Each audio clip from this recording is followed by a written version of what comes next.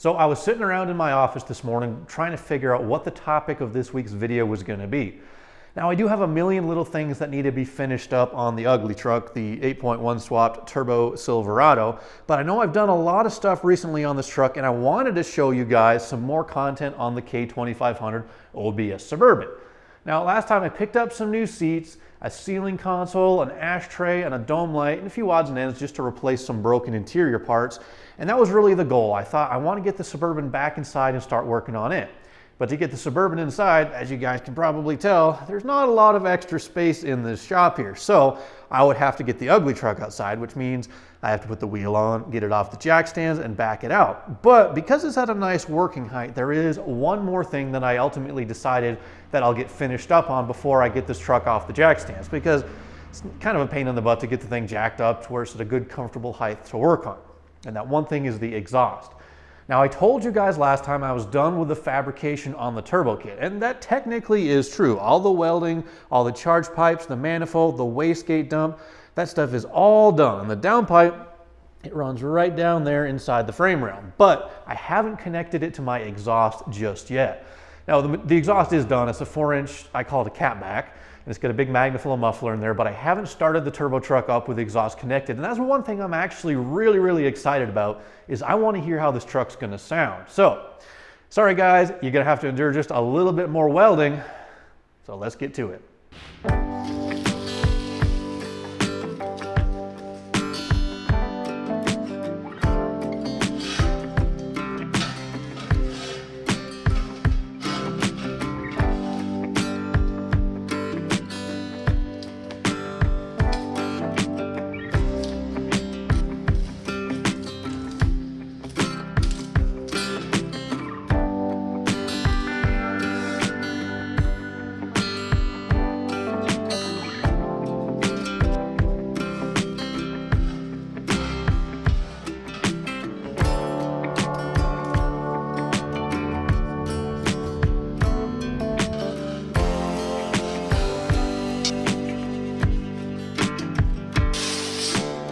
Today I'm going to be trying something which I actually haven't ever attempted before, and that's making my own pie cut bends.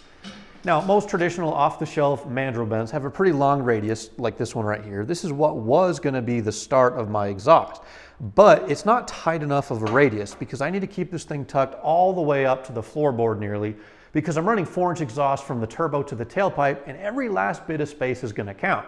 So like I said, pie cuts. You can make a lot tighter bend and they'll flow just as good as a mandrel bend. Now to do that, you need to have a straight piece of pipe with one mark on each side exactly 180 degrees apart. And I showed you how to do that with a simple trick with masking tape. You wrap it around, you make a mark halfway through, and that'll be 180 degrees apart. And here's how that's going to come in handy. Basically what you're going to do is you're going to clamp this in your saw exactly flat. And what I did is I took my square and I made a mark at 2 inches because that's half of 4 inches. I'm going to lay the square in the saw like that, line up the pipe, and that's going to be my starting cut. So I'll make one cut, and then I'll roll the pipe exactly 180 degrees, and that second reference mark, once it's lined up to the mark on the square, well, that's how you know you're exactly 180 degrees apart. And from there, I can just go down the pipe and I can make a million of these things and throw them in a box somewhere, so I'll just have them on hand ready to build as many bends as I want. The last thing you got to do is figure out at what angle you're going to make the cut. And I'm choosing 4.5 degrees, which is just a little bit under the first tick mark there. And the reason why 4.5 degrees is such a good number to work with is because each pie is going to have a 4.5 degree cut on each half of it, essentially giving you a 9-degree wedge. And 9 degrees is great because think of how nicely it adds up to common angles. Like 10 of them will make a 90-degree bend, 5 of them will make a 45, and so on. And you can just stack as many or as few of them as you want. And then if you need to have a very specific angle in between, well, you can adjust as necessary. But I'll get the saw set, I'll start chopping some up, and we'll see if they work out.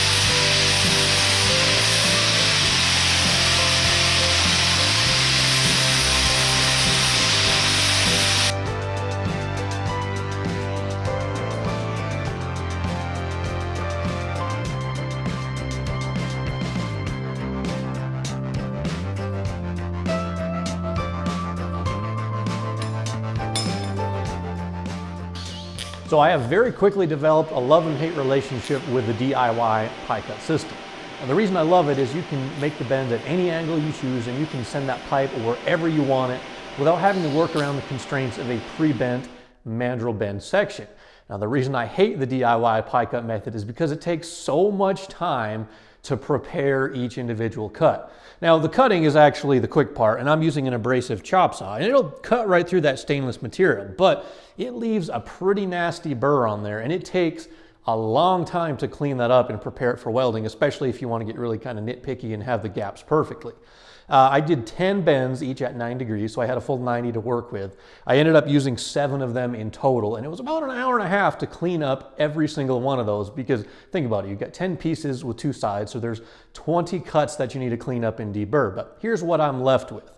Now, this is the flange that comes off the downpipe, and this is where I had to get pretty tight on my bend. In fact, it bends uphill just a little bit slightly because the firewall takes a sharp bend right through here. And this goes uphill slightly towards the bottom of the cab, and this cut here winds up perfectly perpendicular or square to the ground, and I've got about a finger's width between this and the floor of the cab, and between here and the cross member. So this piece did exactly what I need it to do. Now, the other great thing about the pie cut is that you can put 2 of them side by side, and you can twist them, and you can get they're basically an infinite amount of angles in between. Say if you have a 9-degree piece and you put another 9-degree on it, you can go anywhere between 0 and 18 degrees, just depending on how you twist the 2 together. And that's kind of what I did here right on the end, because this comes uphill. I don't know what angle it comes up at, but this one isn't on the same bend radius as these ones are. So it clocks it just a little bit differently, but it works out perfectly in my situation. So now I got to weld this thing together, and well, that's a lot of welding to do. I was also curious to see if the DIY method of pie cuts would save you any money over buying, say, a mandrel bend or a pre-made pie cut section. And I actually don't think it will. Mine was made from 9-degree bends, but the closest thing I found was a 15-degree set that made a 90-degree bend in total from 4-inch stainless, and it cost about $50 to $55 depending on where you would buy it from. And that's about the same price as a 4-inch mandrel bend, but of course the pie cuts will make a much tighter radius. So if you consider the value of your own time, what it takes to make them, it probably won't save you any money. So the only reason I would actually do this on my own is if, number 1, you couldn't find the exact degree of pie cut that you need, or number 2, if you just have a lot of time to burn. My first attempt at a pie cut bend, well, I'm reasonably happy with how it turned out. I mean, functionally, it gets the job done. It clears the firewall, the floor, and the cross member, so that's pretty much the most important thing. And it looks sort of half decent, but I did learn a couple valuable lessons on this project that I'll definitely apply if I give it another go in the future. And the first is heat management is super critical on a part like this because the slices, they're so thin. I mean, especially when you get in the middle parts like right there, once you're done welding, they stay red a lot longer than they do if you're welding on a big, longer chunk of pipe like that. So to help combat that halfway through, I swapped over to my number 16 cup, and then I cranked up the post flow to like 8.5 seconds, and then the CFH on the gas I raised to almost 30. So it definitely burns a lot more gas. Second, I should have back purged this part. Again, it'll help combat the heat and help shield it on the backside to make the welds a little bit cleaner. And third, well, here's a funny little tidbit that you can kind of stick on your hat if you're gonna try this. To make this bend, to do what I needed to do, it took 8 cuts, or there's 8 cuts I had to weld together.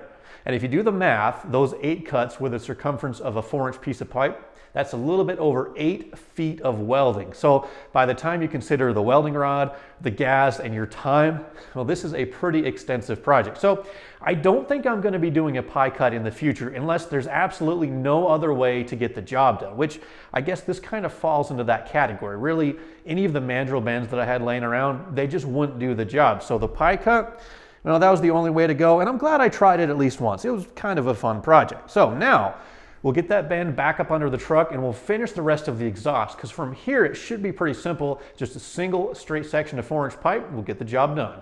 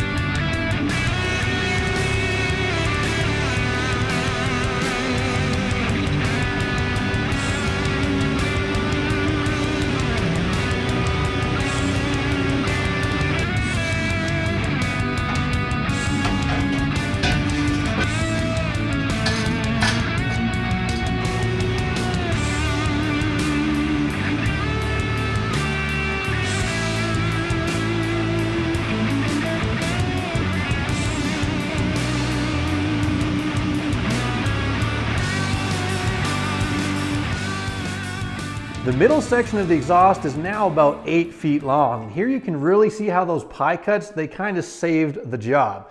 The pipe right here, this is level with the bottom of the cab. And as you can see, it would be a very tight bend to go from there to here. But with pie cuts, by going down and then back up, we're able to make the transition. And also the bottom of the frame rail is still about here, so we don't lose any ground clearance thanks to the pie cuts. Now this part is very difficult to get in and out in one section, but it is possible. With the old stock Y pipe that was in there with the catalytic converters, you had to raise the transmission and take the trans cross member out to get the middle section of the exhaust in and out of the truck. But luckily this part here, this will actually go in and out without having to touch the transmission cross member at all, which is a huge bonus. Also, for any reason, if I had to remove the transmission, I could actually get it in and out without even having to touch the exhaust, just because it's kind of set off to the side and there's no other bulky parts that are in the way. So now it's time to get this back underneath the truck for good, and then we can start it up and hear what it's going to sound like.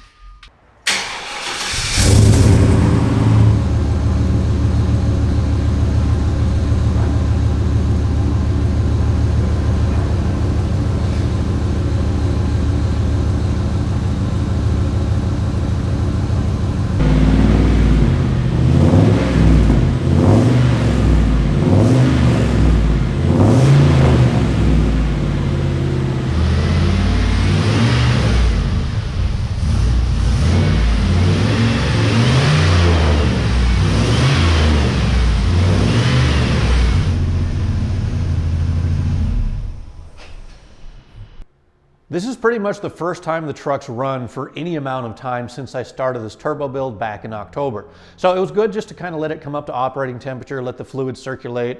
And it was also a good opportunity to do a leak check on the entire exhaust system, because we've touched just about every part of the exhaust and everything seemed to check out. I like how it sounds. It has a nice aggressive rumble to it. It's definitely a little bit louder than it was, but that turbo, you know, that'll take away a lot of noise from any engine. And I kind of like it because it gives the truck a little bit of a sleeper vibe. You know, I want this thing to look unassuming from the outside in both terms of, you know, how it looks and how it sounds.